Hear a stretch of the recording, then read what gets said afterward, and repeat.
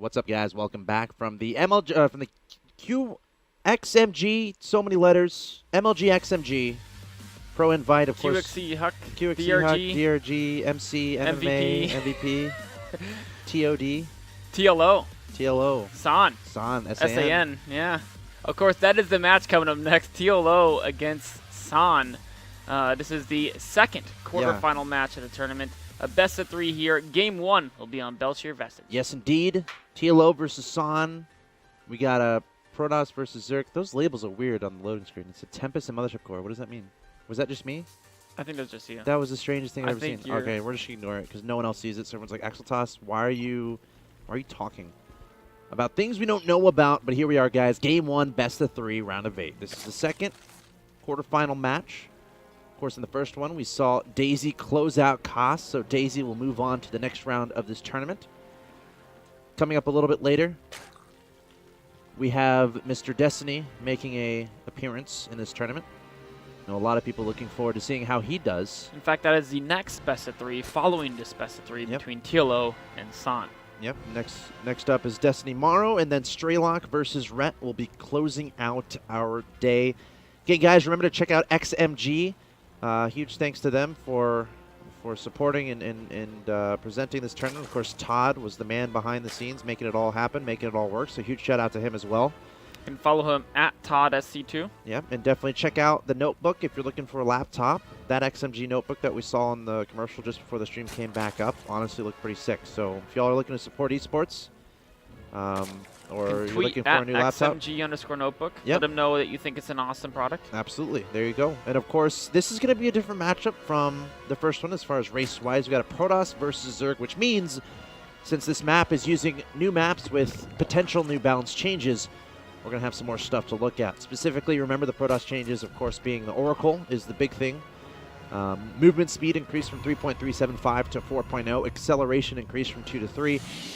And for Zerg, here's what it is. The Roach Warren, the Tunneling Claws upgrade now increases Burrowed Roach movement speed from 1.41 to 2.25. So, wait, is Tunneling Claws, is that the one that's the one that lets them burrow underground, right? Burrow lets them burrow underground, and the Tunneling Claws allows them to move while burrowed underground. So at first I thought that changed. Well, actually, let me introduce the players really quickly. So in the upper left-hand location, we're actually a couple minutes into this game, going with the Gateway Expand, representing Western Wolves, we have San, of course, from South Korea. His opponent, representing Team Liquid, we have the Little One. Of course, the Little One loves the creative strategy, so we might see that Burrowed Roach stuff from him. Ooh, I love the 3-hatch before pool opening. As soon as he saw his opponent was Gateway expanding, going for the 3-hatch before pool, a great way to try to get an economic advantage against an opponent who you know is not going to be cannon rushing you. Although we have seen players like Huck do Nimbase Forge for mind game purposes. Sure. But San is not as much of a mind game player, so less likely he would do that. Now, what I was saying before so the question is, let's say you get the Tunneling Claws upgrade, but you don't get the speed upgrade, right? So you get Tunneling Claws, you don't get Roach speed. Yeah. Do they move at 1.4 or 2.25? Like, basically my question is, as soon as you get Tunneling Claws, do they always burrow at 2.25? Or is it only if you have Tunneling Claws plus the Roach speed that they now move really fast when burrowed? Yeah, that's a really good question, actually. Because no one gets Tunneling Claws and doesn't get Roach speed, pretty much. Like everyone usually gets Roach speed first and then Tunneling Claws. There could be some weird, like super, like right when you get Larry, you get it as part of some rush type build. Right? Yeah, that's a good point. And if they had 2.25 move speed, the instant you got that, that'd be pretty good. That means they move the same speed that non-speed roaches do, but they're underground. Right. So obviously, like the burrowed roaches move the same speed as like sentries and high Templar. So you know how like back when like burrowed roaches would be a big thing, you put down force fields and it'd all burrow and go under them and charge after your army, right? You try to pick off the roaches and then you like kite backwards, right? Not so easy anymore. Yeah, exactly. So that could make a difference, or just for like running around and harassing with you know Tunneling Claw roaches like against a scan. You can get out a scan radius a lot faster. Against an Observer without speed upgrade, you can outrun an Observer now. Yeah. Up until it gets a speed upgrade, which is kind of important to know. I'm pretty sure. I think Observers is like 1.8 move speed. So we do have, meanwhile, back to the game. Sorry, against a 3 hatch for 4 pull, we did see a lot of gateway pressure here coming in from San. TLO though has a lot of slow Zerglings. Meanwhile, fairly even worker count. So often the idea of this is you get the Zerg to be really behind in drones, but TLO is still looking okay. And once he has Zergling speed, of course, this attack can be easily pushed away. Yep. Meanwhile, he's identified the lack of gas, so he's just continuing to build Zerglings, knowing his opponent is committing a decent amount to this attack without as much transition behind it. 7 Zealots swooping in here, but a lot of Speedlings out here from TLO. Going to go for this round. There's a time no warp. recall. And yeah, he isn't going to recall. And these Zealots are going to get scooped up and killed. Huh. Yeah, I'm trying to... Well, I mean, he killed some Speedlings, so if you look at that, yeah. a very even trade in units lost. This may favor the Protoss a bit, because that's a pretty good positioning for those Zealots. There's not too much service area, and they protect the pylon as well. This is something where if TLO wants to break this, he either needs to get Roaches or needs to spread creep and get Queens out there. But what he's going to do is he's going to keep tabs on how many more units are being warped in here. So he can know how many units to have and how loosely he can drone. We can see he's getting the Spine Core. I like that. That'll help out a lot in the defense, just a single Spine Core. And he's mixing in a mixture of drones and Speedlings, knowing that these Zealots could come out and get him. Meanwhile, he's continuing to keep an eye on the gas of his opponent. You can see there. That's super important, because that also tells you if they're transitioning or not. And of course, there was a Stargate with an Oracle behind the Zealot pressure. Now that Stargate is getting Void Rays. Oh, there's a nice time warp there, utilized to try to slow those Lings down. The Zealot's going to target down the spine and then turn around. I think TLO is going to be just fine, but again, the main differences are going to be how much are these warp-ins costing San versus how much these Zergling creations basically have been hurting or helping TLO. I think TLO, especially considering that Oracle died, that was a huge blow to San. The Oracle, a very important part of the strategy, because speeding counters at the third base that can defend. It can also just keep the Zerg on their toes with, popping and killing drones throughout the game. Even if there's a Queen here, you can pop in, kill 2 drones, run away, and repeat that, 5-6 times throughout the next couple of minutes. And you've got yourself a nice harassment. Now, San behind us is taking a third base. TLO's been scouting around. He knows what's going on, and okay, good. He built a second Oracle. I was saying that's very important to get the Oracle out there, just in case TLO decide to spam Speedlings at this location. Okay, trying to target down that Nexus, but I don't think that's enough Speedlings at all. And the Oracle even going to help take those guys out. So, did TLO make any Lings behind that? No, he didn't. Okay. He made some, but not. Okay, there they go. Not enough to really threaten. I think, if there was no Oracle, this may be enough to take this out. But with the Oracle overhead, I think that's a really important unit against mass Speedlings. If you spend, a lot of your Zealots die early. So the Zealot count is pretty low. It's been greatly diminished. These guys are interesting. Have there been any Evo chambers yet? No, there have not been. If you look at structures tabs, you see no Evo chambers there. That's pretty interesting to me. Yeah, and what I like is he's not getting Roaches. This could be a lifestyle mass Hydra push on a third base, which, given how the game kind of opened, I think as a but he's spending resources on Roach speed, so that's gonna take away. There's Tunneling Claws and Burrow. Oh, so he's gonna be using the new patch a little bit, trying to see how these new Roaches operate. Pretty cool to see there. He is going Roach Hydra. Of course, if you look at the income tab, he's at 70 drones. So I would expect to see a 4th hatchery put down very soon at a 4th location. Meanwhile, a speeding counter, another force field, does keep those guys out, but it's keeping San on the defensive.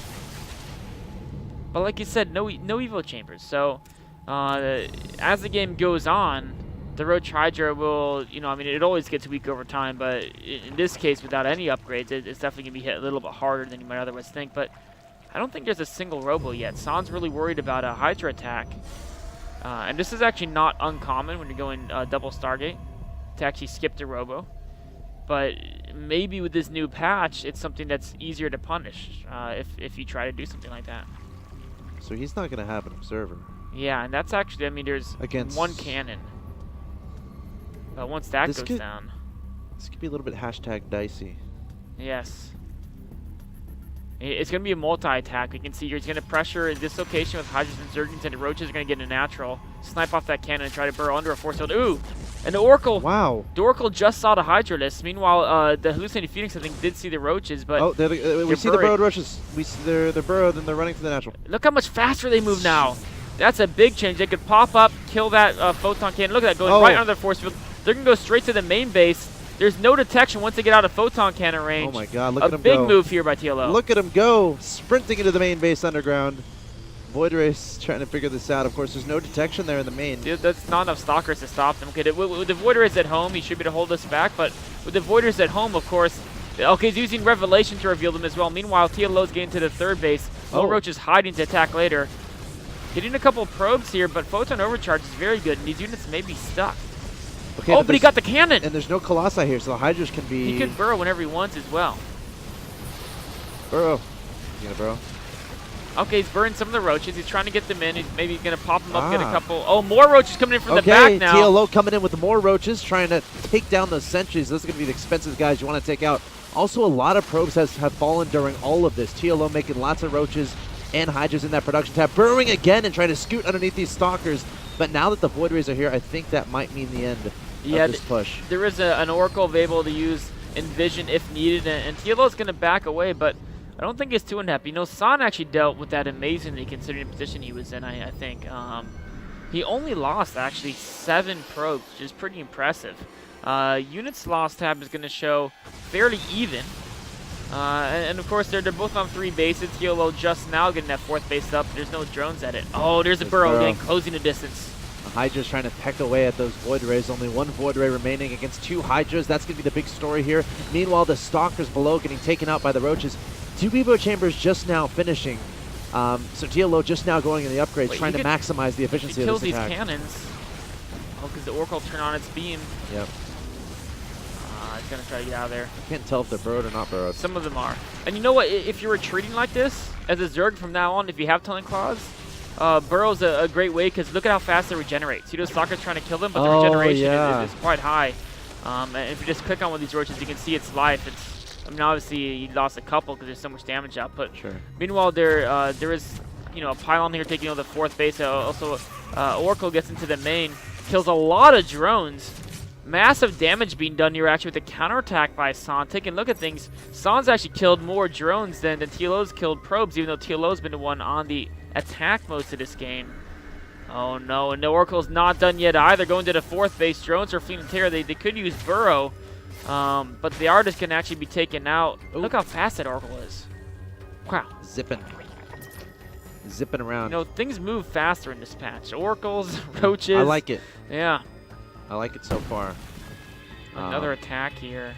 Pack of Overlords just kind of hanging out. Okay, let's see how TLO treats this engagement. Still no Colossi of any sort. No, I think San is just now getting robo. He's felt so pressured to continually warp in units for defense that he hasn't had a chance to really get that transition.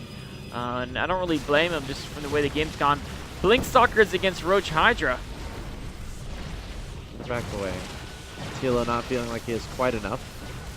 I love the use of Envision here. The Oracles he's getting so much value from them, using them as observers pretty much.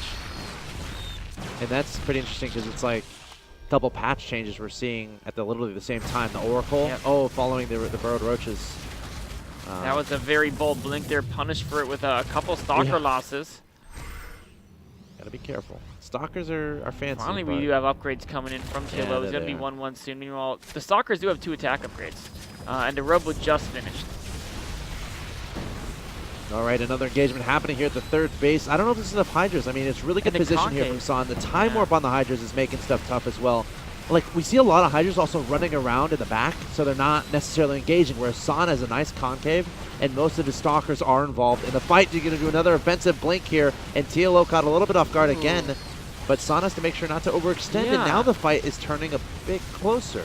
Yeah, well, the offensive blink meant he couldn't use micro. He lost 5 or 6 Stalkers there due to not having blink available. Now it looks like he will come out barely on top, but if they're trading units, remember it is 4 bases to 3. It is 70 drones. I mean, the worker count's pretty even, but as this game drags on, we can notice that the main is gone. So even though there's the same number of probes as drones, they're only able to mine from 2 locations, and you can't utilize 67 probes on 2 locations. You're really wasting some of them. Whereas TLO, you know, well, as soon as he transfers some of these drones, okay, there we go. As soon as he transfers those from his main, meanwhile, this Oracle is not done yet. He's a master. He's going for the 20 kill mark. 17, 18, 19.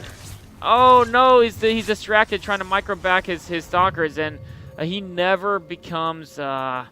What's after Nick? This is mentor, instructor, master.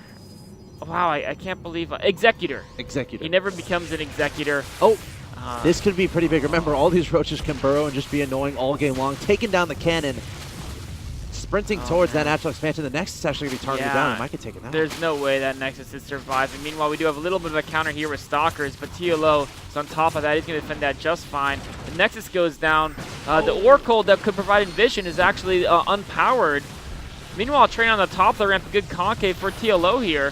Force fields getting placed down. The Stalker's going to blink up. And at this point, these roaches are all going to die, just looking for cost-efficient trades. They've done their job. They went behind enemy lines. They tried to be fancy, but ultimately, they're going to meet their demise. But took down that natural expansion. That's pretty darn huge. And look at this, a 4th trying to be established, but TLO is right there. Yeah, as long as he shuts down the 4th, Son is going to starve out fairly soon here. He's got to focus down this Nexus. Oh, he didn't realize that there wasn't the whole Stalker force there, else he would have focused it down. He assumed there would be about 20 Stalkers coming in, which there are, but not quite as fast. Now, Son could launch a very strong counter. The supplies are very even. Of course, Blink Stalkers are arguably more supply efficient than the Roach Hydra composition, but now it might be engaging on creep, with TLO able to set up those defender concaves. We do have an Oracle coming here to the 3rd base. Look at this, coming in, grabbing a couple kills. Son multitasking like a monster. So he cleans up creep here. Oracle grabbing a lot of drone kills. And this is, again, where Burrow ideally would be utilized. But I think TLO, in some situations, is forgetting he has that. A little bit of counter checking the probe count to 4th. No probes there quite yet. And Son moves up. Still mostly Blink Stalkers are going to try to charge in this 4th base. TLO trying to set up a concave, trying to come in from as many angles as possible. Look at that. Burrowing some roaches, trying to get underneath, trying to get behind to prevent the retreat. And the Queen's coming in from behind as well. A Queen flank. I haven't seen that too often. But is it going to matter? Sana has so much stuff. Great transfusions, but all the Hydralisks are actually out of the engagement. Now they're coming forward, but there's not many roaches left to tank. And again, great force fields. TLO is forced back. Now, all it takes is 1 or 2 fungals can change the game, but the Infestor does not have energy fungal quite yet. Just going to kind of charge in there and try to tank some damage for the Hydralisks. Not the most cost-efficient tank, but here come 2 more Infestors, and the Stalkers are being forced back. Yep, they're going to retreat. Of course, the main objective here for Sana is to protect this 4th base on the right-hand side, but with only Stalkers against this Roach Hydra Infestor army, I'm not sure how possible that is. Yeah, it's going to be a little dicey. Roaches using that burrow to heal themselves up, and oh, 1 big fungal. Oh, here come 2 the fungals. roaches going to come up underneath the Stalkers and get a lot of damage done. Hard to micro away from that, and there's the GG from San. TLO. Wow. Nicely played game there. Yeah, you know, that was a really cool game, and I think a lot of people were expecting San to just... If you look at the 8 players in this, San is a favorite. I mean, he's been in, you know, GSL top 4, I think, at least twice. Acer Team Story Cup, he's like 13-1 or 13-2 or something ridiculous. This guy's one of the top Korean Protoss out there. But TLO showcasing a new style that is kind of taking advantage of the late robo that's been very popular lately in PvZ. And it's just a late robo when you know your opponent's likely to do that Broad Roach stuff. That's a bold decision to make, but it was a pretty cool play there from TLO. Like, I had a few thoughts as far as watching it unfold on how it could potentially be effective as the game gets played more, as the game goes along. TLO trying some new stuff. It was really cool, using the Broad Roaches to retreat. Of course, you got the regen when you're underground. And then when engaging, you know, allowing your Hydras to hit, burrowing your Roaches, and just trying to get as close as possible, unburrowing. And then the Roaches tank while the Hydras do damage, and as many units are attacking as possible to maximize your efficiency.